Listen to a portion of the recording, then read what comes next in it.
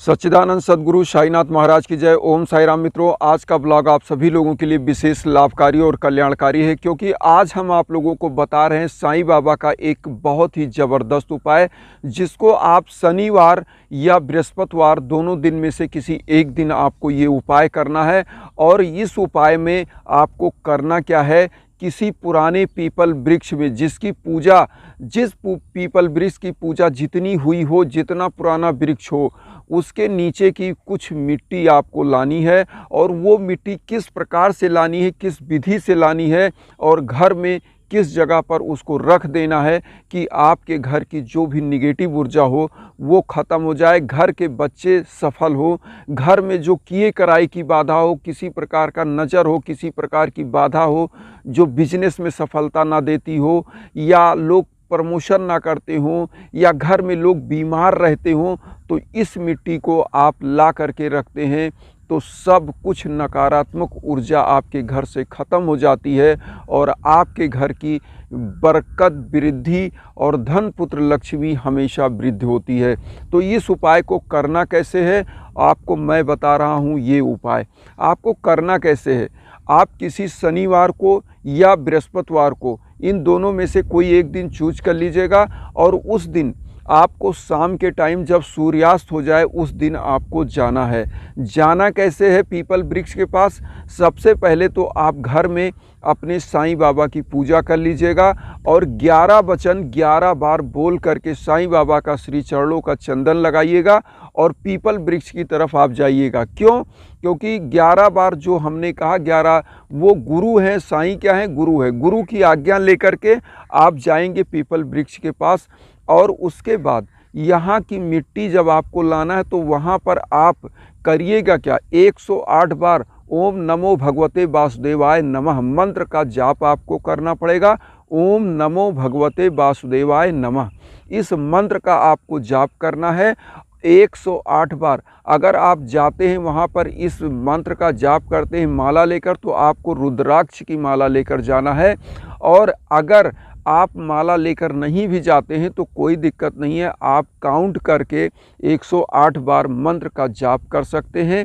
और उस मंत्र का जाप करने के बाद वहाँ से आप भगवान विष्णु का ध्यान करके और कुछ मुट्ठी भर पूरब माथ आप अपना मुख कर लीजिएगा पूरब दिशा में, और उसके बाद एक मुट्ठी वहाँ से मिट्टी दाहिने हाथ से आप ले लीजिएगा।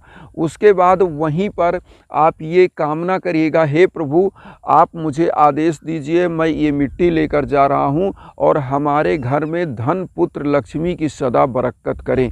और ये मिट्टी मैं आपको बता दूँ, ला करके जैसे आप शनिवार को उपाय करते हैं तो शनिवार शाम को लाते हैं, इस मिट्टी को करिएगा क्या कि एक पीले कपड़े में आप इसको बांध दीजिएगा।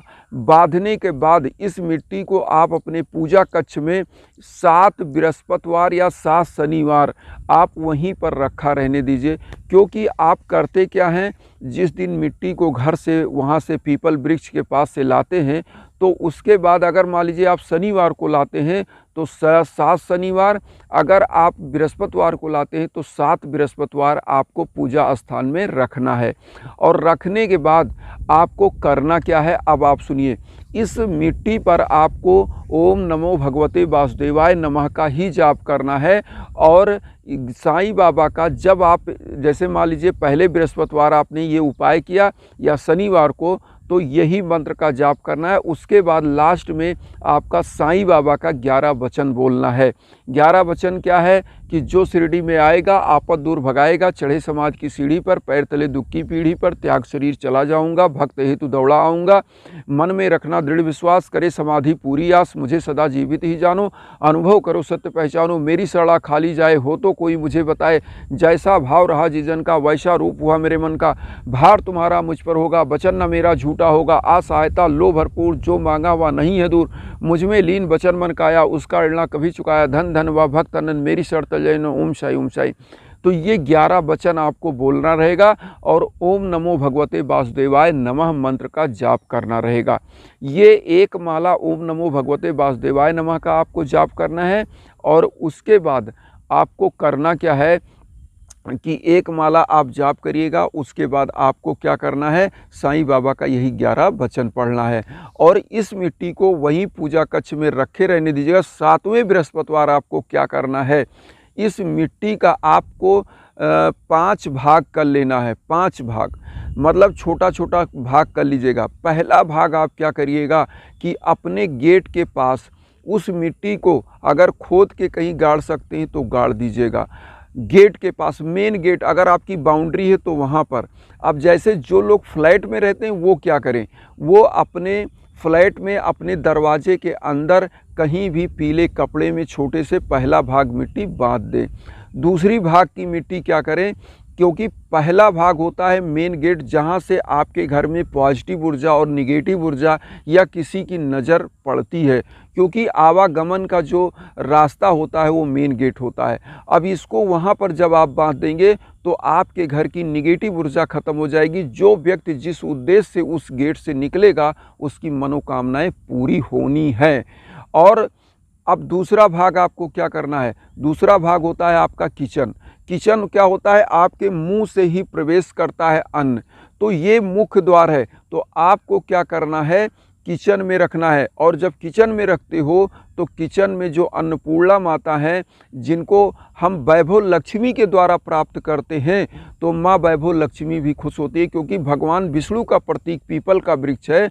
और जब आप किचन में इस मिट्टी को कहीं भी आप छोटे से पीले कपड़े में बांध के दूसरा भाग वहाँ बांध देते हैं, तो आपके घर में जो अन्न में चीज़ें गलत आपके मुख में जा रही हैं, जो मान लीजिए दूषित अन्न आपके मुंह में जा रहा है, क्योंकि जब आपके घर में बाधाएं होती हैं तो आपके अन्न में भी बाधाएं हो जाती हैं और अब इससे आपके घर में दोष लगता है। और जो व्यक्ति आपके घर का अन्न खाता है उसको भी दिक्कतें आने लगती हैं। तो ये कर देंगे तो आपका घर पवित्र होगा, अन्नपूर्णा देवी पवित्र होंगी। अब दूसरा मिट्टी का भाग आपको क्या करना है, ये कर दिया। तीसरा आपको क्या करना है, तीसरा आपको क्या करना है कि माँ लक्ष्मी के स्थान पर, अगर घर में लक्ष्मी जी की कोई आपके पास तस्वीर है तो वहाँ पर आप क्या करिएगा, मिट्टी को थोड़ा सा पीले कपड़े में बांध कर माँ लक्ष्मी के, और इस मिट्टी को मैं एक चीज़ और बता दूँ, इसमें कभी फेंकना ही नहीं है, आपको ऑल लाइफ ऐसे पड़ा रहने देना है। और माँ लक्ष्मी के चरणों में तीसरा भाग लग दिया। चौथा भाग आपको क्या करना है, आपके घर की जो तिजोरी होती है या जहाँ पैसा रखते हो या जहाँ भी आपका गल्ला है, बिजनेस है, तो वहाँ पर आप क्या करिएगा, थोड़ी सी मिट्टी पीले ही कपड़े में छोटे छोटे कपड़ों में बांध के बस रख देना, छोटी छोटी मिट्टी। उसके बाद ये चौथा भाग गया। अब पांचवा भाग आपको क्या करना है, पांचवा भाग आपको अपने घर में आंगन अगर है, अगर आपके घर में प्लास्टर का आंगन हो, तो मैं आपसे ये भी कहूँगा कि थोड़ा सा अगर तोड़ सके कहीं भी तो उस आंगन में मिट्टी डाल दीजिएगा। अगर वो नहीं कर सकते तो आप ध्यान से सुनिए, आप करिएगा क्या, पांचवें भाग को आप क्या करिएगा, तुलसी जी का वृक्ष होता है, उस तुलसी जी के वृक्ष में आप मिट्टी को जड़ में डाल दीजिएगा। और इस डालने के बाद 7वें बृहस्पतिवार को अब आपको उपाय क्या करना है, 7वें बृहस्पतिवार अब आप बैठिएगा और घर में वही एक माला जाप करिएगा, ओम नमो भगवते वासुदेवाय नमः, और 11 जो वचन है बाबा की वो बोल दीजिएगा। और एक पीला चंदन रख लीजिएगा, जिसको आप लगा करके बाबा को उनका चरण स्पर्श करिएगा, और वही पीला चंदन आप खुद लगा लीजिएगा, क्योंकि मार्केट में भी आजकल मिलता है केसर युक्त पीला चंदन, वो आप ले लीजिएगा मार्केट से, क्योंकि ये उपाय है भगवान विष्णु। और दूसरा इसमें बाबा साईं बाबा का उपाय है, क्योंकि बाबा हमारे गुरु हैं। तो प्रथम पूजा मैं इसीलिए हर उपाय में आपको साईं बाबा की पूजा बताता हूँ, क्योंकि बाबा को हमारे जब गुरु हैं तो गुरु का आदेश लेना अनिवार्य होता है। और गुरु की पूजा करके जब आप कोई अनुष्ठान करते हो तो होता क्या है, उसकी पूर्ति होती ही होती है। और ऐसे परिवारों में कभी भी किसी भी प्रकार का दिक्कत नहीं आता है। तो आपको मैं एक बार जल्दी से बता दूं, आपको किसी भी शनिवार या बृहस्पतिवार एक पीपल के वृक्ष के नीचे जाना है, 2 अगरबत्ती, और वहाँ कोशिश करिएगा एक दिया जला दीजिएगा। वहाँ पर एक माला आप ओम नमो भगवते वासुदेवाय का जाप कर लीजिएगा और घर में वो मिट्टी लेकर के, वहाँ से आदेश लेकर के विष्णु भगवान का ध्यान करके चले आइएगा और वहाँ पर 11 वचन बोलिएगा बाबा के, और अगरबत्ती और दीपक जलाइएगा और वहाँ पर यही ओम नमो भगवते वासुदेवाय नमः का जाप करना है, एक माला। मतलब 7 बृहस्पतिवार, अगर बृहस्पतिवार को आप मिट्टी ला रहे हैं, शनिवार को ला रहे हैं, तो 7 शनिवार पूजा स्थान में रखना है। फिर 7 मतलब ये 5 जगह पर घर में आपको मिट्टी ऐसे जैसे मैंने बताया वो उपाय कर देना है। फिर देखिएगा घर में किस प्रकार की प्रसन्नता आती है, दुख दरिद्रता मिट जाते हैं, परिवार सफल होता है, बिजनेस सफल होता है। तो मेरा यही उद्देश्य है कि आप लोग सुखी हों, सुखमय हो, और वसुधैव कुटुंबकम की विचारधारा हम लेकर चल रहे हैं। उसमें मेरा आप लोग सहयोग करिए और आशीर्वाद दीजिएगा, चैनल को सब्सक्राइब करिएगा और उन साईं भक्तों तक ज़रूर वीडियो को शेयर करिएगा जो किन्हीं कारणों से वंचित हैं। इसी के साथ ओम साई राम।